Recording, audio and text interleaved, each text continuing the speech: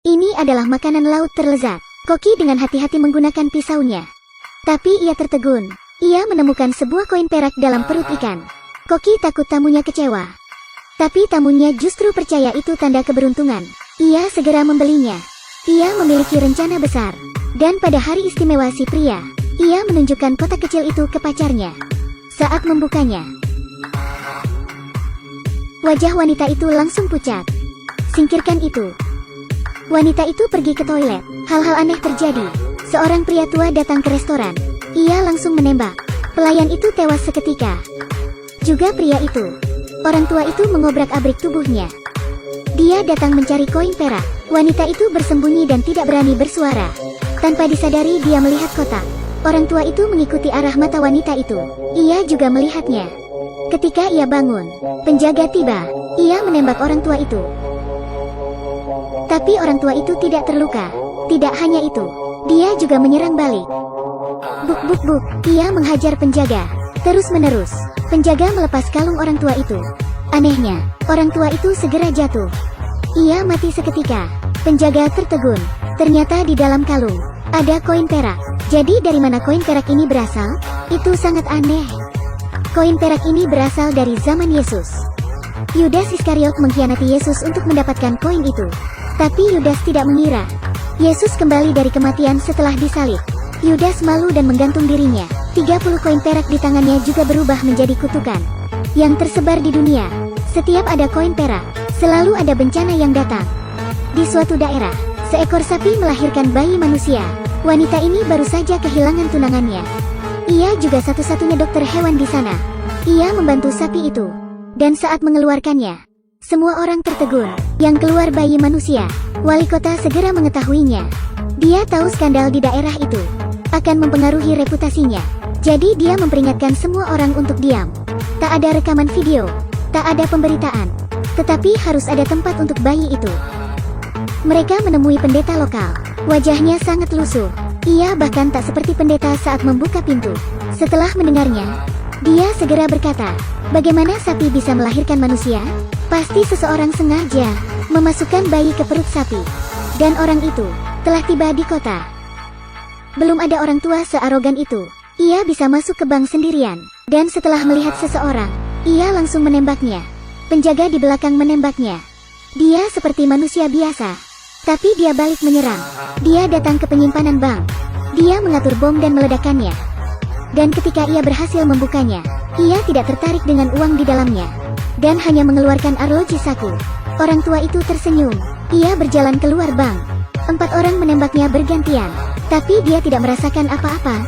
Dengan tenang ia melewati penjaga. Ia berjalan keluar dan masuk mobil. Orang tua itu seperti mesin. Pria berkacamata mencabut kalungnya.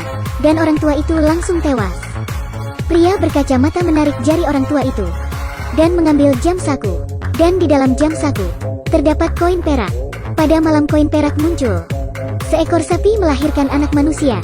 Setelah bertemu pendeta, orang-orang menuduh pria bodoh ini. Tapi pada saat itu, pria bodoh mencuri bayinya. Dan berdiri di atap. Ia ingin mati dengan bayinya.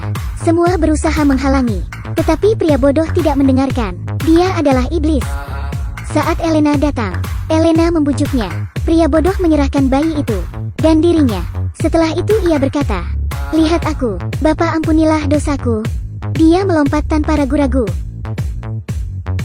Ketika wanita itu membersihkan TKP, dia menemukan di sekitar bayi ada koin perak lainnya. Apa ucapan pria bodoh benar? Apakah ada iblis di bumi? Elena pergi. Ia mengunjungi Bibi yang mengadopsi bayi. Bibi tenang saat Elena datang. Tapi ketika Elena mengatakan bayi itu mungkin tidak lama diadopsi Bibi, wajah Bibi langsung berubah. Saat itu, si bayi keluar. Elena tercengang. Bayi itu seperti alien. Ia besar dan mengerikan. Yang lebih menakutkan, dia masih memeluk Bibi. Mereka terlihat dekat. Lalu Bibi tersenyum mengerikan. Elena menjadi takut. Ia segera pergi dari sana. Tapi setelah dia pergi, Bibi berubah menjadi jahat. Suaminya benar-benar heran. Bahkan ia membunuh suaminya. Elena menelepon wali kota. Ia berencana membawa bayi itu ke rumah sakit untuk menerima pengobatan. Tapi saat mereka tiba di rumah Bibi, keduanya terpaku. Mereka memecahkan kaca. dan mereka melihat ada jaring laba-laba di sana. Ini sangat aneh. Keduanya mengikuti ke pusat jaring. Ada sesuatu tergantung di dalamnya. Si pria merobek jaring itu. Ternyata itu manusia. Keduanya tidak berani bersuara. Mereka berusaha menemukan Bibi dan ingin membawa bayinya. Tapi Bibi begitu tenang. Anak ini adalah milikku. Tidak ada yang bisa membawanya. Bibi segera menusuk bahu si pria dan menendang Elena. Ketika Bibi akan membunuh mereka, pendeta dan penduduk tiba. Dia melihat Bibi dipengaruhi bayi itu. Bibi tiba-tiba menjadi ganas. Ia menghajar pendeta. Di masa lalu, pendeta juga menangani kasus koin perak. Hingga seseorang terbunuh. Penduduk mencoba menembak Bibi. Bibi langsung terjatuh. Mereka membawa Bibi ke ambulans dengan si pria. Tapi saat itu, Bibi tiba-tiba bangun. Tanpa berekspresi, dia mengeluarkan boneka dan mengatakan sesuatu. Anehnya, muncul raksasa berkaki 8 di jalan. Ia memukul ambulans dengan satu tangan. Ambulans seperti begitu ringan. Pintu belakang terbuka dan Bibi di dalam mobil.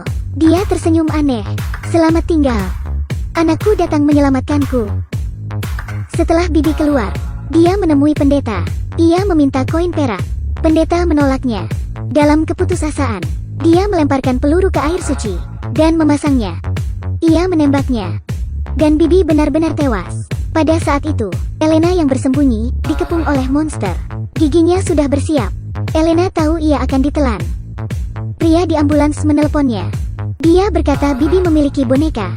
Boneka itu bisa mengontrol monster. Elena segera menghancurkan boneka. Tiba-tiba, monster menjerit dan masuk ke sumur. Elena hanya bisa berbaring ketakutan. Peristiwa aneh di kota terselesaikan. Tapi koin perak misterius ini seperti memiliki kekuatan mengerikan. Coba bayangkan, jika 30 koin terkumpul. Seperti apa hasilnya? Ini adalah drama Spanyol 30 Monedas. Sebuah teror dari sejarah masa lampau. Begitu drama ini disiarkan, responnya luar biasa. Banyak komentar yang diberikan. Sangat lengkap. Ketegangan yang melampaui akal sehat. Harus dimiliki semua film horor.